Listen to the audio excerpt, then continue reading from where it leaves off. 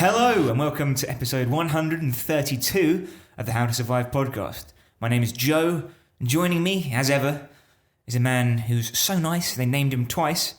Chris Morris, hello. Hello. How are you? I'm very well. 132, Joe. Is that a prime or a power of a prime? Oh, I'd hate to think. Yeah. Do you know? I don't, but should have thought about that. Rest assured, I'll be trying desperately to work it out like my life depends on it. Yes, more on that later, I'm sure. This week's movie is Cube from 1997. A great year for movies, Chris. It gave us Titanic, Event Horizon, I'm sure you remember. Yeah. And I'm sure many more. We're completing the 1997 trilogy. Yeah, this is the one everyone was asking for. This is actually a listener request. You put out a call on Twitter a little while ago for movies you haven't covered, people want to see. And I sure did. It was Mark with the Mouth who suggested Cube. So thank you, Mark, for this treat.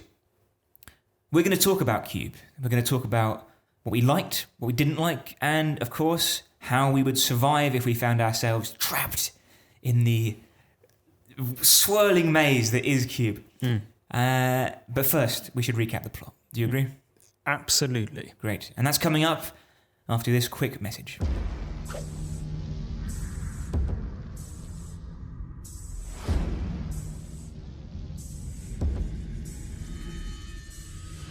Cube. 26 rooms high, 26 rooms across. 17,576 rooms. Does anybody remember how they got here? Why would they throw innocent people in here? Are we being punished? There's a way in here, so there's gotta be a way out. Do you think they'd go to all the trouble to build this thing if we could just walk out? Take a good long look around. But I got a feeling it's looking at us. We have about 3 days without food and water before we're too weak to move. I just want to wake up. I looked into a room down there and something almost cut my head off. Motion detectors integrated into the walls. Tough to spot. You're not getting out of here. Yes, we are! There is no way out of here! We need to get around the trap. They're identified by prime numbers. Figure it out. I can't! I'm not dying in a rat maze! No more talking. No more guessing. You gotta save yourselves from yourselves. What the hell is going on? We haven't been moving in circles, the rooms have. We have the key. The cube is us.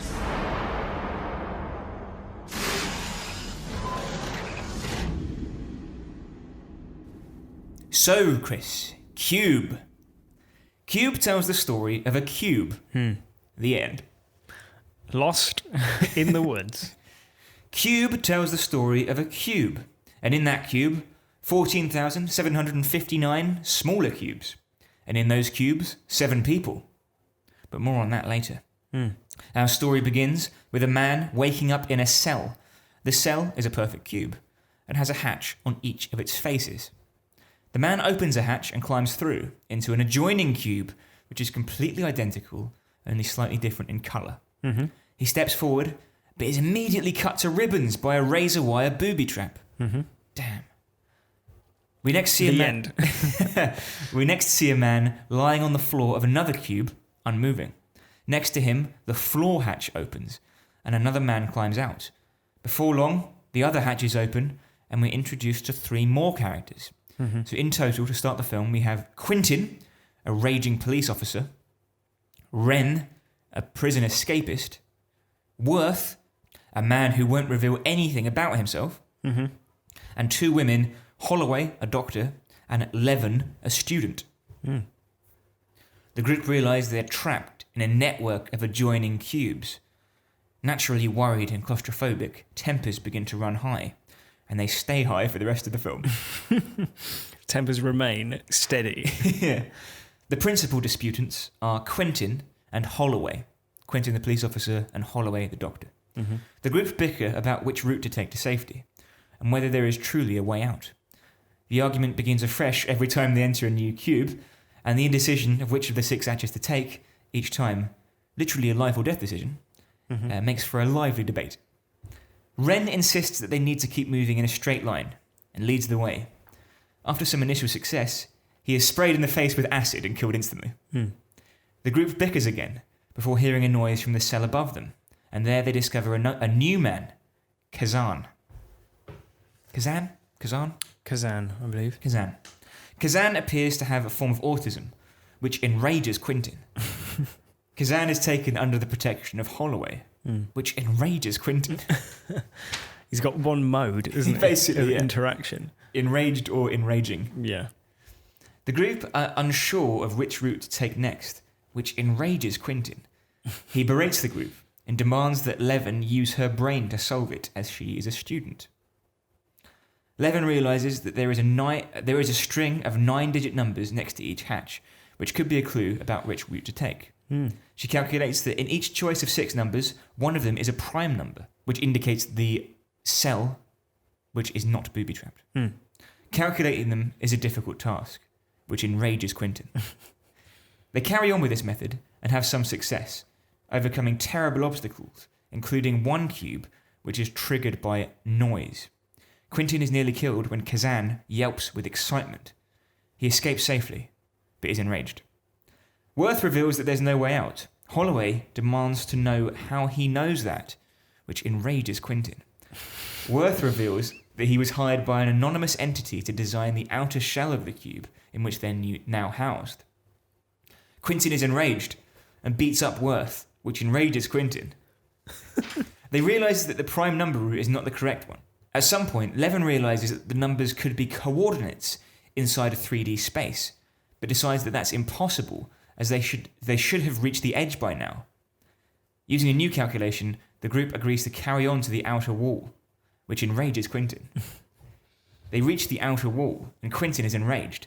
The wall looks onto a sheer drop to certain death. As the second lightest, Holloway volunteers to swing across to the other side of the chasm, using a makeshift rope made from knotted clothes, which enrages Quentin. The swing attempt is botched, and Holloway nearly falls, which enrages Quentin. He climbs out to save Holloway and grabs her hand. They make eye contact, which enrages Quentin, and he lets her fall to her death. Climbing back into the cube, Levin says she needs to sleep as the calculations are difficult. Quentin is enraged.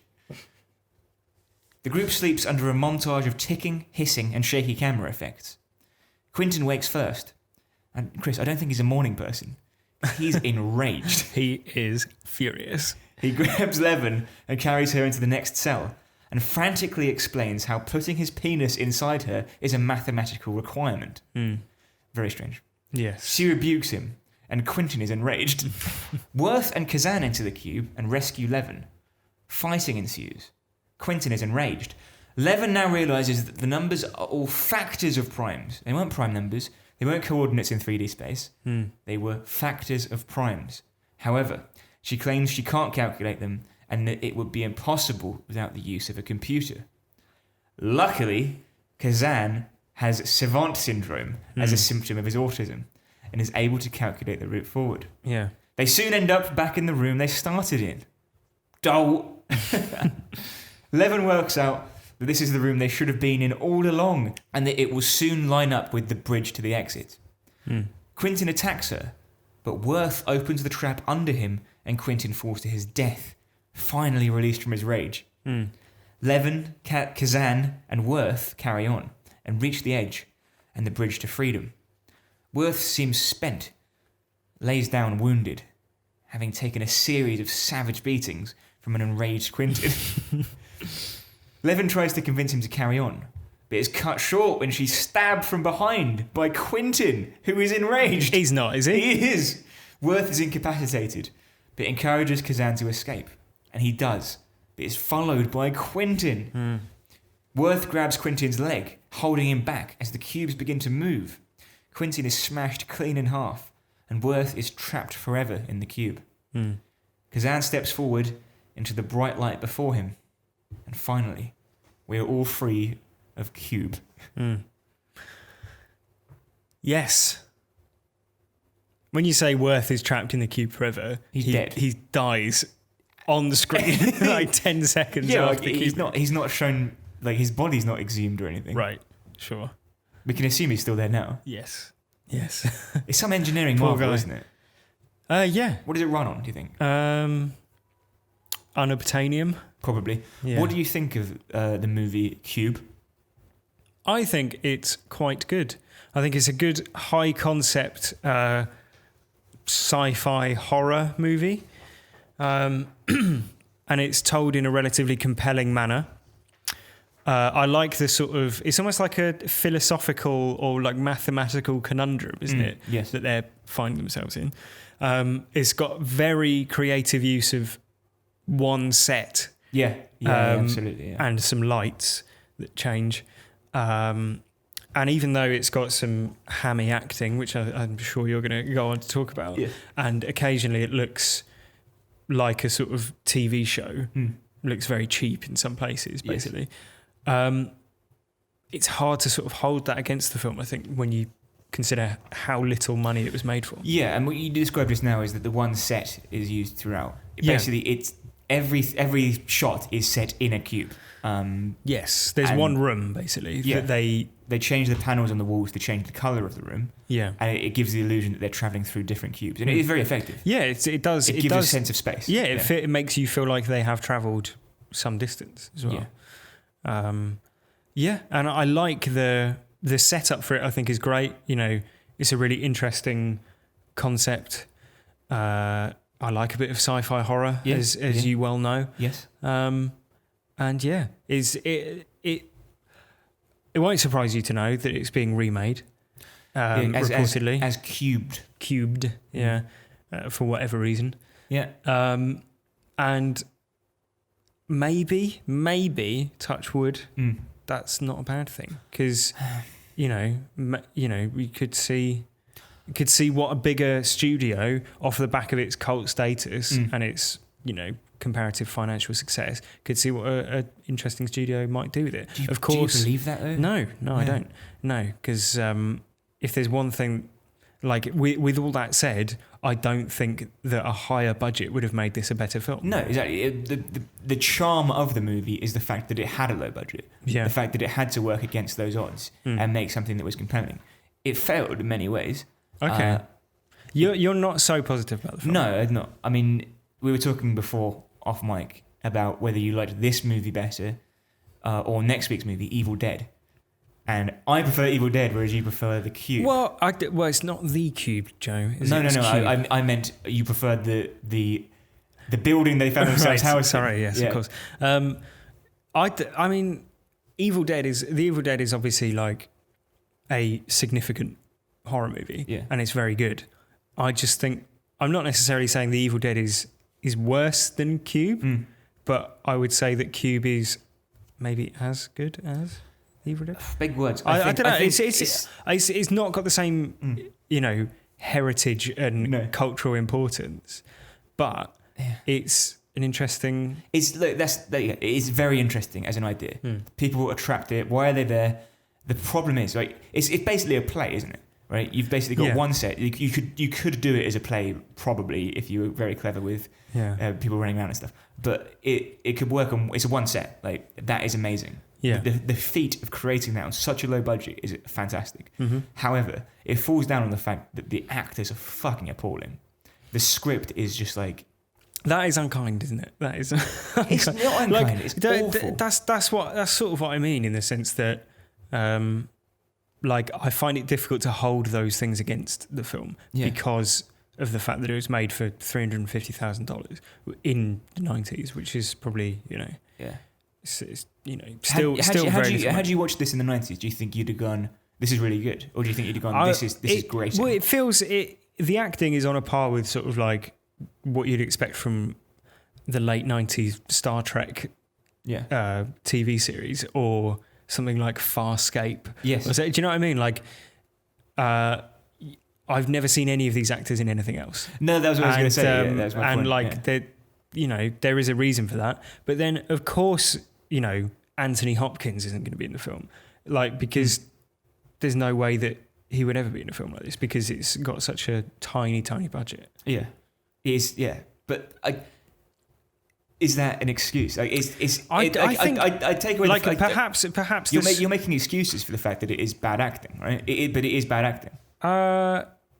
it doesn't apologize. It explains It's not good. I don't think it's bad acting in this. You know, it's not like we're not talking like The Room level or No, it's it's just terrible B movie level. No, you're right. But it's just like it's late 90s TV. yeah. It's like unconvincing maybe. Yeah. I think like I said, in concept and in themes and in stuff like that, it's good. Like you said, in execution, probably not as much. Acting's not good. The characters as well are very unbelievable. I think. And the movie wants you to believe that they're archetypes, right? You got the policeman, you got the doctor, you've got the Again, it's like a sort of. It wants to have a sort of grander allegorical type. Yeah, exactly. feel, isn't it? But the problem is they're not really archetypes. They're badly written TV characters. Well, the policeman, he's the state. So government, you're thinking order and law. But what's that got to do The with physician takes on a sort of it takes on a sort of maternal role. You know, she's very much the mother archetype. Then you've got the student. She's the seat of learning. and then you've got the architect, autistic person. The autistic person, played by someone who does not have autism. Yes. In, shall we say, broad strokes. Oh, good. Yeah, I mean the thing with archetypes is either you have to overstate them and then subvert them. Something like Cabin in the Woods, for example, where you've got the archetype of the virgin who isn't a virgin. You know, there's a twist. Well, you know, they all take on roles. Yes. Or you've got the subtle archetype, something like, I don't know, Hamlet, where there's things you've seen. It's unfair to compare Cube to Hamlet, probably. Yeah, I don't think that comparison's ever been made before. No. But you'd say my point that there's ways of using archetypes, and these are not. This is not the way to do it. So what you're saying is it's not Shakespeare. This isn't Shakespeare. For once, when someone says it's hardly Shakespeare, you're literally saying it's hardly Shakespeare. Yes.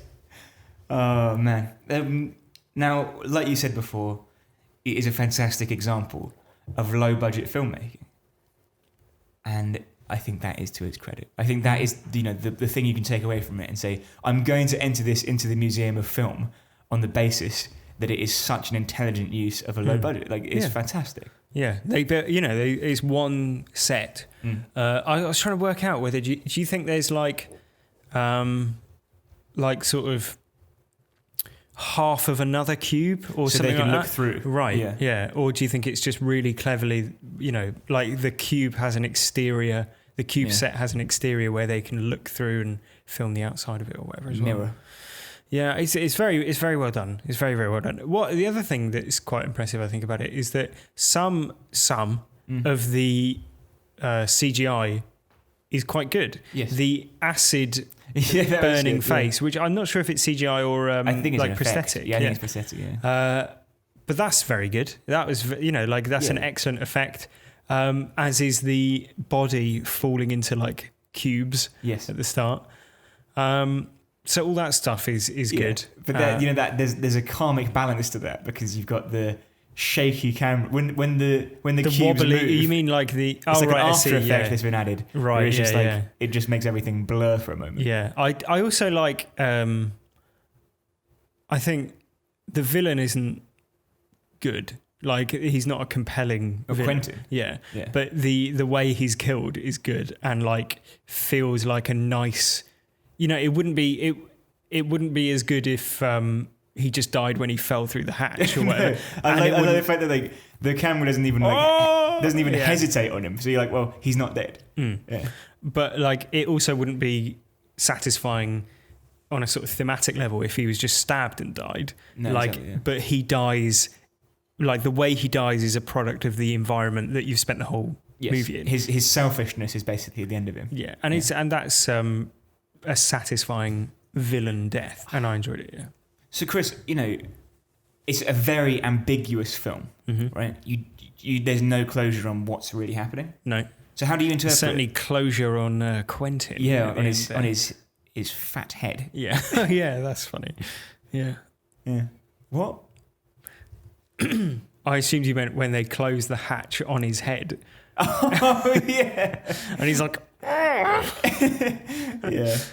He's like meant to be choking, but he's also like talking. So it's like, yeah, that would hurt, wouldn't it? Fucking right. Yeah.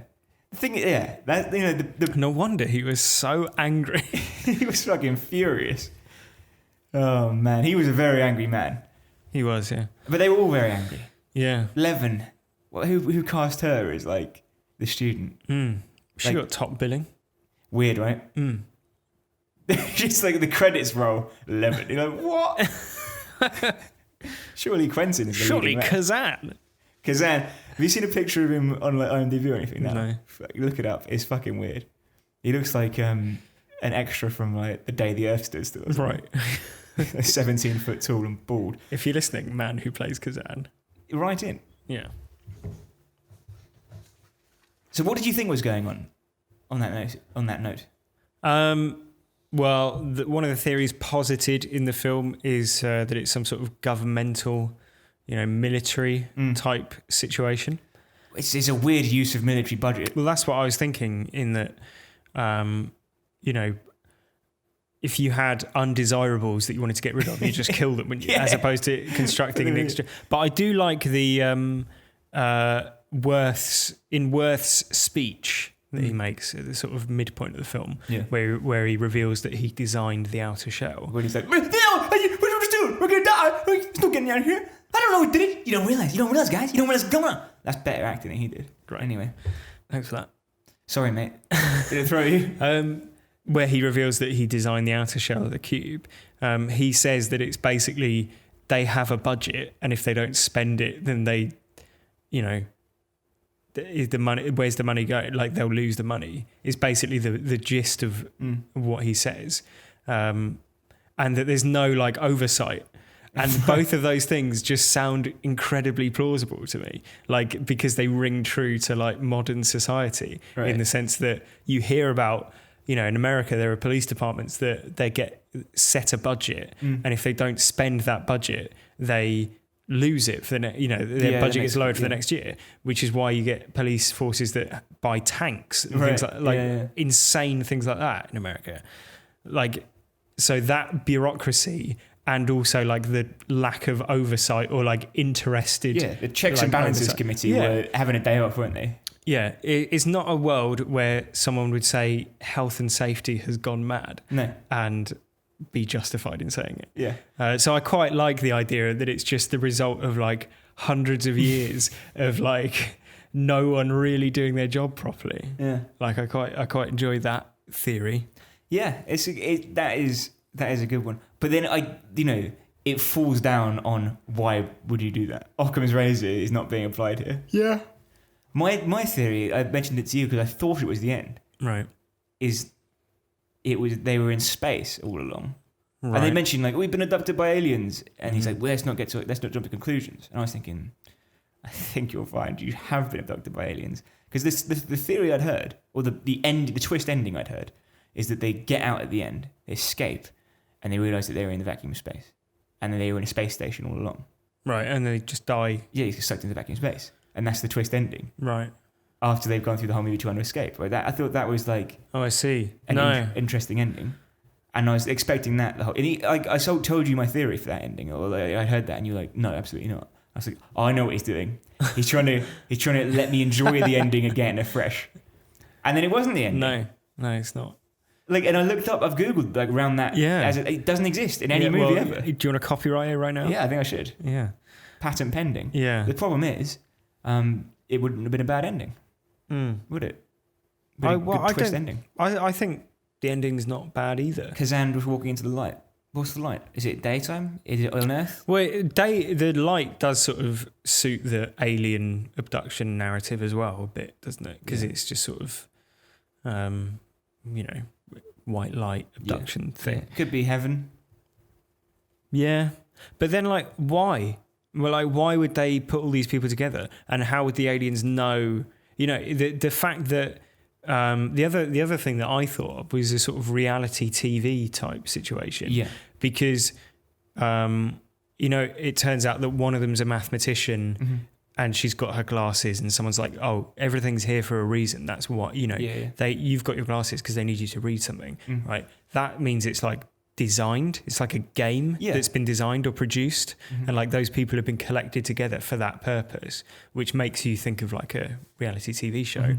And again, it could be aliens, but then would they know that these were the people that you would have to put together? Yeah, there's lots of leaps of logic involved in saying Yes. it's aliens, or they're saying it's or government. yeah, I think that's the problem is, you know, obviously we famously like it when a movie is vague with its ending. Yeah. But I worry that this movie doesn't give us many possibilities to work with. I don't know. I think it's pretty...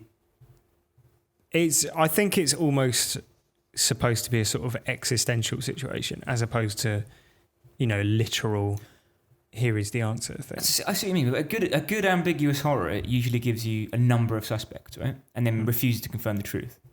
I suppose so, yeah. Like, say, like The Shining is a good example. You don't really know what's going on. Like, his you know, is it an Indian burial ground? Is it that he's mad? Is it that, you know, everything's perfectly fine and it's all in his head, right? You know, all these things could be possibilities and it's never confirmed, and that's the beauty of that film. Whereas this just gives us 90 minutes of shouting. Lots of theories are kind of mentioned. Like, it could be aliens, it could be government, it could be this or that.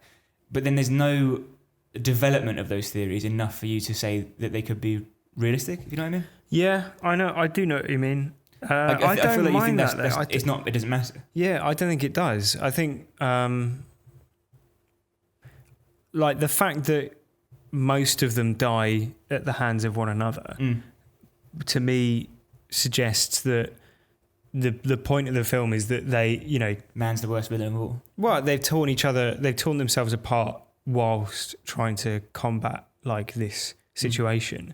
And the only person who survives is the one who's innocent. Yeah, exactly. And like, it's almost irrelevant. Like, it says to me that the story that they're telling is about humans falling apart and fighting in a desperate situation, as opposed to the story being a specific, you know, science experiment or whatever. Right, I see what you mean. So in that sense, it's more of like an allegorical type it's a parable rather than a... Yeah.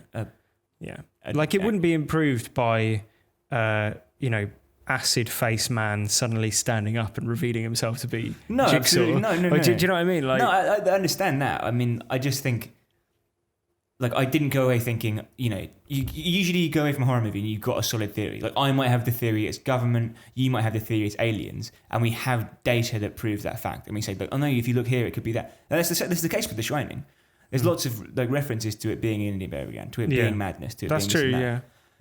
But you couldn't do that with this. There's just not enough No. data. No. Yeah, I agree with you. If the comparison is like, is it as well made as The Shining? Like, is it as tightly written as The Shining? Then you've got me there. So now we know it's not Hamlet. Yeah, we it's know not Hamlet. It's not The Shining. Yeah. Yeah. But there are a few movies that it did remind me of while watching it. Okay. Can you guess what they are? And we've covered them on the podcast. Saw? No. Really? Yeah. Okay, well, that was what it reminded me of. You know, people trapped together. It reminded me of Saw 2, actually, specifically. Yeah. Like a group together Yeah. facing traps. Yeah, I suppose Saw 2 probably owes a debt to this in a way. Possibly, yeah. Yeah. The other film that it reminded me of was The Boy. Really? Yeah, just in the sense that it's to take a sentiment from you, it's a good idea let down by the quality of its script. Yes. Which The Boy definitely was that. Yeah. A couple more examples of that then. Okay. On the exact note of a ropey script letting down an otherwise perfectly serviceable film. Okay. Event Horizon. Right, yeah. I see what you mean. Same production values as well, I think. Yes, definitely. Twister. Okay, yeah. Who are these people? I don't think so. Yeah. Great line from a great movie. Definitely. But the one that I was like continually thinking of, every scene, I was like, yep, this is that film. Guess what it was? 13 and Ghosts. The whole movie is 13 and Ghosts. Right, 13 Ghosts, yeah. Yeah. That was a long time that we, maybe a year ago that we recorded that. But that's a ghost, like, haunted house movie. Yeah. Similar production values, similar special effects. I'd imagine that must have had like 10 times the budget of this. No doubt. You keep using the budget as like But I think it is important. It's factor. like to a certain extent, it's like, you know, you're almost reviewing a like homemade film when the budgets are this small. Yeah, and that was, you know, when we watched the movie Creep. Yeah, that was shot like of an evening between two friends, and it was good. Yeah. But you know, you can only take that too far. That's not going to win you an Oscar, is it? No, Saying it was done on a good budget. That's true. Yeah. And that's what we all want. Oscars. Yes. Yeah. So the boy, 13 Ghosts, Event Horizon, similar films. Saw 2. Saw 2. Only on the How to Survive podcast will you get that eclectic mix of references. What a breadth of things we've discussed in this podcast so far. Hamlet. Yeah. The Shining, The Boy. Well, because you like movies, don't you? Yeah. But you got a degree in film, haven't you? Yes, yeah. Yeah. So you think you know a thing or two about movies, do you? Let's find out. Yeah. And so what was the big thing in this movie? A cube. Yes. But what was the cube? It was a maze. Yeah, it was a maze. Yeah. Right. So let's play my movie maze quiz. Should have called it your amazing quiz. I could record that as the title and then go back and just edit you out. No, I'll scream over you every time you do it. Right. Question 1. Yes. In The Shining, the snowy maze at the conclusion of the movie consisted of styrofoam and 900 tons of what? So think back now, this is the movie which the climax of the film takes place in. Fake snow? Salt, mate. It was salt. Salt? Yeah. Styrofoam and salt? Yeah. Wow. How strange. Okay. Yeah. Take it with a pinch of salt, by the way, because this is IMDb. IMDb trivia. Right. Question 2. In Labyrinth. Yeah. Of course, Jim Henson was the producer and a big Jim Henson. big man on set. Yeah. But this is the first time he worked with what in one of his works?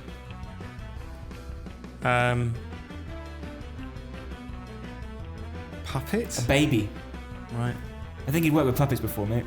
Yeah. Well, I just thought maybe it was like his first movie. Yeah, like, I don't know. The Muppets was like 1960. Right. Okay. Oh Lord, you don't know your puppet entertainment. No, or my salt and styrofoam. 0 for 2. Unbelievable. Yeah. Question 3.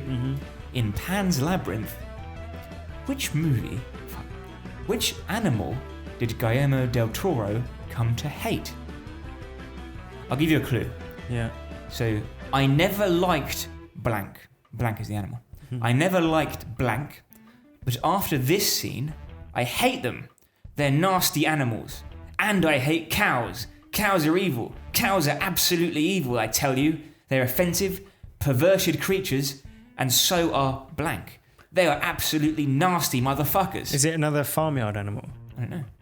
You tell me. You do know? I do know, yeah. You tell me. Is it? Yes. Is it a goat? No. I don't know anything. It's a horse. Right. He hates horses. Going with it to hates animal. Motherfuckers. Nice. So that's 0 for 3. You don't know anything about mazes, do you? Question 4. None of the questions have been about mazes. Fake snow, puppets. That was about mazes. No, it's about fake snow. How did they make fake snow in the 1970s? The snowy maze near the conclusion of the movie. I heard it the first time. Question 4. This is right up your alley, mate. I think you probably were reading this today. The Goblet of Fire, right? It's a Harry Potter movie, I think. Yeah. What number is that? 4. You'd know. What are the books in Dumbledore's library? Fuck me, mate. It's not related to a maze, is it? The Goblet of Fire. Where's the Goblet of Fire? Goblet of Fire, right? There's one scene in a maze, and you haven't even done something about that scene. Goblet of Fire. What was the question? What are the books in Dumbledore's library? Joe's had to wheel away from the microphone because he's giggling. Fantastic Beasts and Where to Find Them? They were phone books disguised as... Fuck off, mate. This is ridiculous. Question 5. In Hellbound, Hellraiser 2... Never seen it. The horn sound that is continually made by Leviathan is Morse code for what? Mate, like, you could have said anything there and I'd have no frame of reference. SOS. It was God. God, right. Last question. Yeah. You should get this one. Okay. In Cube, Yeah. what were the characters in the original draft of the script? What do you mean, what were they? What were they? What? Like they were a subset of Very society. simple question. They were a What? subset of society in some way. Yeah, how would you categorise them? How were they categorised in the original draft of the script? What were they? Scientists. Chartered accountants. Great. So that's 0. The first time anyone's got a 0 on a quiz. It was I such don't a think good that's one. the first time. Really? Probably not. Probably not. It's been a long time. Great. That was your pernicious IMDb trivia quiz. It was the maze quiz, the movie maze quiz. Not a single question related to mazes. It was the first one. That's not related to the maze, is it? I- It's not. The fake snow that they made using that wasn't exclusively in the maze, was it? No, it was built of styrofoam. That was the question. What? The maze. The maze was built of styrofoam. Yes, and salt. 900 tons of salt and styrofoam. Right. Like I didn't make the movie. Take it up with Kubrick, mate. I will. Now I feel like you're annoyed at that. Who wouldn't be? You seem like How would you survive in Cube? you seem really annoyed by the lack of thought that went into that quiz. No, it's good that you admit it. Yeah, I wrote it while you were printing out your notes. Right. About half an hour. Yeah, ago. it shows. Yeah. Now, on that note, though, maybe we could cheer you up by talking about a certain thing that we'd like to talk about. Mm-hmm. If you found yourself in Cube, Yeah. how would you survive? So there's a sort of dramatic juncture at the somewhere around the halfway point where they decide to sort of exclude Quentin from their team. Yeah. And that eventually boils over into violence Yes. and attempts to kill him, and then he kills them both, and then he ends up dead. Yes. Now, taking a moral objection to his actions isn't going to help you survive in that situation, is it? Well, what do you mean? Well, excluding the strongest and most physically capable individual of your group Yeah. does not serve your survival chances. Well, yeah, I take your point. Especially if you don't know what you're going to be facing when you leave the cube. He'd be a good person to have on side. Whether or not he's a murderer and a bit of a nasty individual, you're still going to, end up on his team if you walk out of the cube and you're faced with a load of aliens. I think that's the problem, though, because he hasn't actually shown any allegiance to any of them. He's killed one, tried to rape another, and repeatedly beaten the sense out of the other one. Yeah. And has absolute outright contempt for the man who's actually disabled. Yeah. Would you want him on your team? Well, we always preach group unity as a very valid method of survival, don't we? Yeah. I'm just suggesting that maybe they should have put aside their differences for the sake of survival. Well, that surely that advice is for Quentin, not for the rest of the group. Well, it's for the whole group, isn't it? You Put think? aside your differences, because it's Eleven who initially tries to exclude him and sort of not include him in the discussion of their plans and things like that. Yeah. So, I appreciate your moral stance that they're taking, Yeah. but it's not going to help them survive. But one of the foundational rules of the podcast, it's good to recap these sometimes. Yeah. It's things like, you can't assume anything you don't know. So you couldn't, if it was a cube, for instance, you couldn't say, just drill through because you'll get out straight away because you don't know that. One of the other things is you have to obey the... You can't change the moral, you can't change the wishes of the character. You have to observe the motivations of the characters. Right. What is the entire group's primary motivation? To not compromise on their personal friendships. That's not true, is it? No, it's to survive. Yeah. But he's killed one of them. He is not the guy. He's a cuckoo in the nest, isn't he? Yeah. I know what you mean. Well, similarly for him then, why are you killing other people? It's not helping your chances of survival. But he's insane. Do you think? Yeah. He seems less insane and more just like a nasty piece of work. Yeah. Well, he's not thinking it through, though. He's not killing these people because he's sane. No, but I'm thinking he should think it through. Yeah, right. Like, yeah. But don't do that thing you did because you are. Yeah, basically. No, but I think the overall headline of the method is group unity. Remain as a team. Yeah, and your survival chances will be improved. And that goes to all of them. Yeah, yeah. Don't kill people. Yeah, basically. Don't kill people if you want to survive because you can't. It's a paradox. Even if you're looking at it very cynically, they're because they rotate who enters the room first. It increases your chances by it's like Russian roulette or something. Yeah, fair point. I take your point. I think you'd have a lot of difficulty convincing because I think they say that let's keep our heads. Let's work together. They say that a few times. So I think you'll have difficulty in convincing certain members of the group, the particularly upset ones, to keep a level head. Yeah, possibly. But that brings me to my first survival tip. Okay. Which is that when someone greets you with rage and anger, just talk very calmly to them, slowly, and talk to them how you want to be talked to. And generally, I think you'll find that you can relax them down to talking at your level. Right. So if they come out and they're angry, I'm going to kill you. Listen, I understand you're very upset, and rightly so. It must be very, very hard for you to be trapped in a cube like this. But I'm here to, and we will get through this together. Wasn't there a previous film where we discussed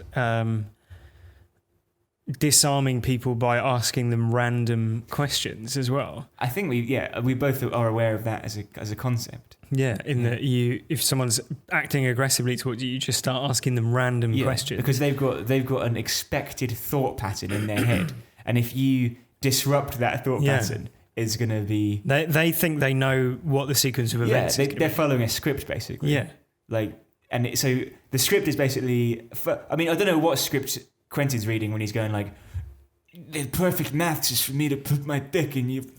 That's fucked up stuff. Yeah.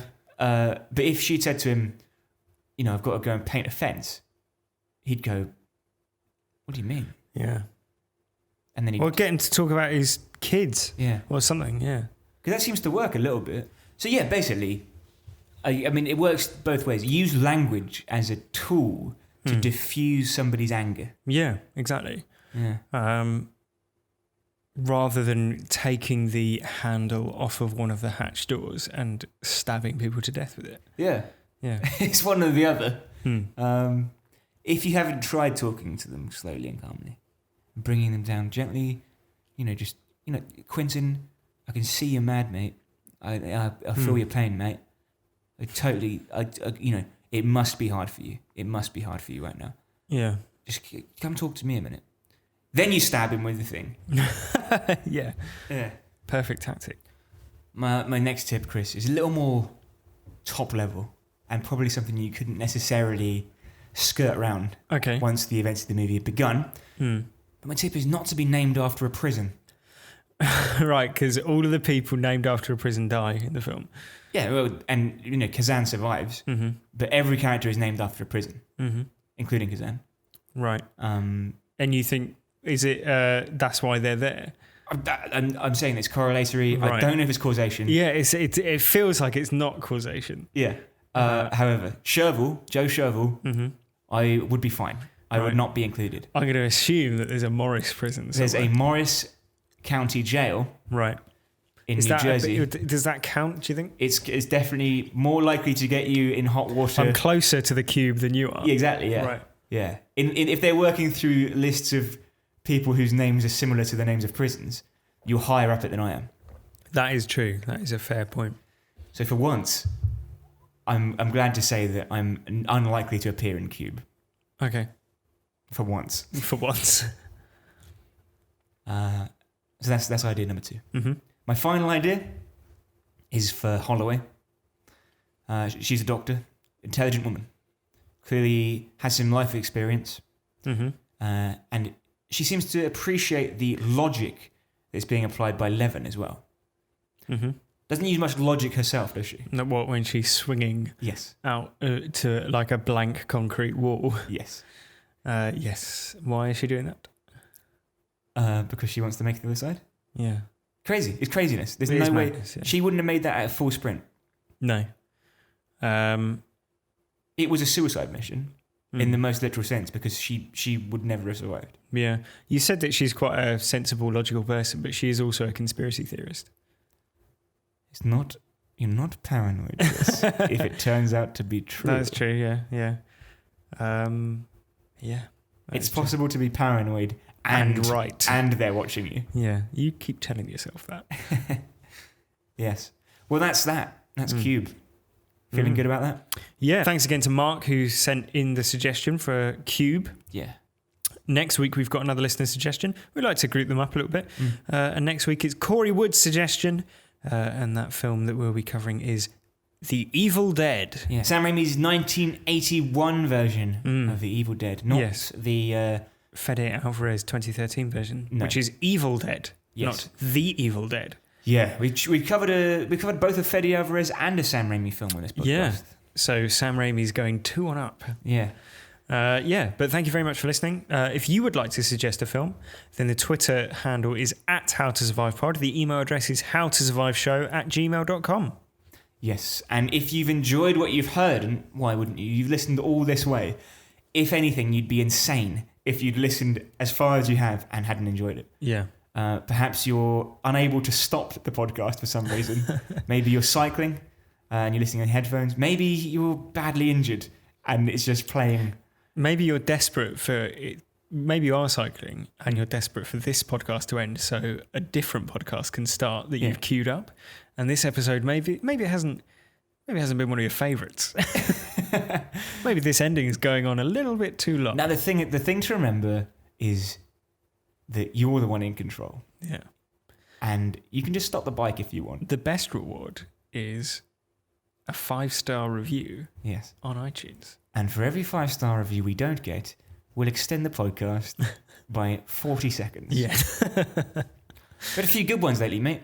And also, our YouTube video's been doing well. Yeah, youtube.com/howtosurvivepod. Yeah. For our video content. If you haven't seen our video content, then mate, give it a watch because a lot of people have. Thanks if you've just discovered the podcast through the video. It's hard to believe that anyone hadn't heard of the podcast already. No, yeah. But I guess some people... They just live under a rock. Maybe they were trapped in a cube. They just got out. Yeah. It's forgivable. Well, congratulations and welcome back to the real world. Thank you very much for listening, and we'll see you next week for more of the same in The Evil Dead.